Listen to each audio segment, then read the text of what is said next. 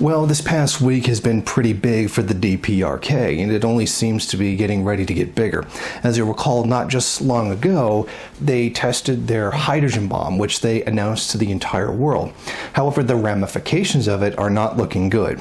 And in this case, I think South Korea has pulled a just pulled a trick on them.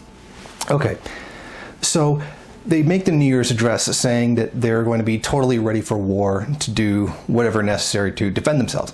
And then they announce that they have a hydrogen bomb, and they give evidence of a test. So what happens?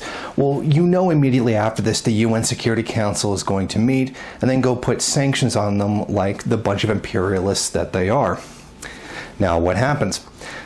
South Korea goes back and turns on the propaganda broadcasts, and these broadcasts are actually really annoying because during the day they can reach, because they run 24 hours a day.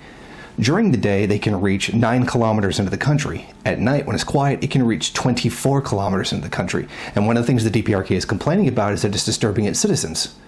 And the citizens within reach of these broadcasts can't sleep because they're just blaring it at them, keeping them awake, which is really kind of an a-hole thing to do. So what happens? The DPRK goes on high alert. They roll up their artillery to the border, do the whole aggressive posture, getting ready to attack, and then they start putting their own propaganda broadcasts back into the south. So they're just, a quid pro quo unless they move plus they move their military into an aggressive position. Well, in the south does the same thing. They move their military into an aggressive position, particularly with regards to artillery. So, what happened here?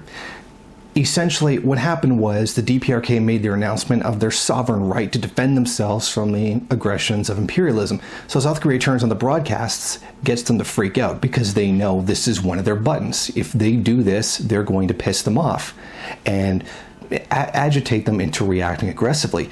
Now, consider this. These broadcasts apparently contain criticisms of Kim Jong-un's wife, attacking her for alleged taste in expensive goods, expensive purses, and stuff like that. And also keep in mind the fact that they began these broadcasts on his birthday. Now, it seems to me like they did this deliberately just to try to set him off. And it seems like he's fallen for it. He's set the military into an aggressive posture, and now South Korea is turning around and going, look, you see how crazy they are? You see how angry they get?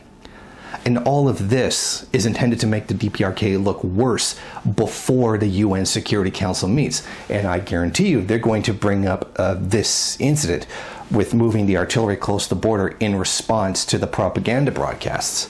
That while I do support the DPRK's right to self-determination, in this case, I think they acted wrong. They got baited. I think the South basically trolled them into acting in an aggressive manner that they can turn around and use on them afterward. So this situation is very clearly far from over, and it's only going to escalate once the UN Security Council meets and decides what kind of imperialist nonsense they're going to pull on them. But I think the DPRK really needs to keep a cool head on this one and not fall for South Korean trolling so easily.